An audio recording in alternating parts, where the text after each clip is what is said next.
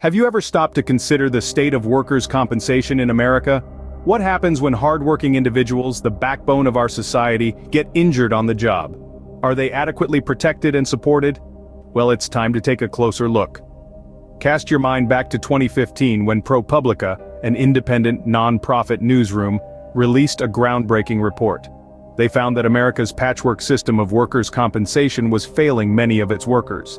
Benefits had been drastically cut despite the rising costs of healthcare and living. The erosion of workers' compensation benefits was, and still is, a significant issue that demands attention. But it wasn't just about the benefits. The ProPublica report also highlighted the role of state medical boards in the treatment of injured workers. It revealed that these boards often sided with insurers over patients, leading to delays or denials of medical care. This lack of proper medical attention not only prolongs the suffering of the injured workers, but also hampers their recovery and return to work. Fast forward to today. Are things any better? Sadly, the answer isn't what we'd hoped for.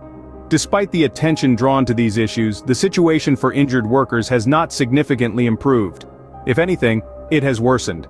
The challenges faced by injured workers today are more than just about their physical well-being. The inadequate support and compensation have far-reaching implications. It impacts their ability to make ends meet, often pushing them into poverty. This, in turn, has led to an increase in homelessness among injured workers, a grim reality that underscores the urgency of this issue. Moreover, the strain on the disability benefits system is palpable. With workers' compensation failing to provide adequate support, many injured workers turn to disability benefits as a last resort. This puts an additional burden on an already strained system, affecting not only the injured workers but also others who rely on these benefits.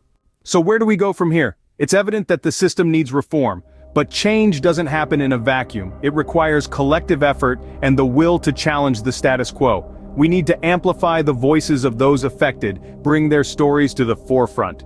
We need to hold those in power accountable, push for policies that ensure fair and adequate compensation for all injured workers.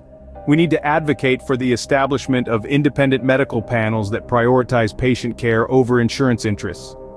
In the end, it's about creating a system that truly values and supports its workers, because no one should be left behind or pushed into poverty because they got injured on the job. So stand up for workers' rights, support reform efforts, because together we can make a difference. Together we can ensure a fair and just system for all. Remember, change starts with you. As we rally for reform, we must acknowledge a key solution to the current crisis: the establishment of minimum federal standards for workers' compensation. At present, workers' compensation is largely regulated at the state level, leading to a patchwork of laws and benefits. This creates inconsistencies and disparities that leave many workers unprotected. Imagine this: you and a friend, both injured at work, but receiving different levels of compensation and support, simply because you work in different states. Unfair, isn't it? This is where minimum federal standards come in. These would ensure a baseline level of protection for all workers, regardless of where they live or work. It's about equality. It's about justice. Moreover, the re-establishment of a National Workers' Compensation Commission could oversee these standards and ensure their enforcement, providing a fair and just system for all, not just for the privileged few. So let's bring workers' compensation into the 21st century. Let's ensure that all workers are protected. It's not just about reform, it's about transformation.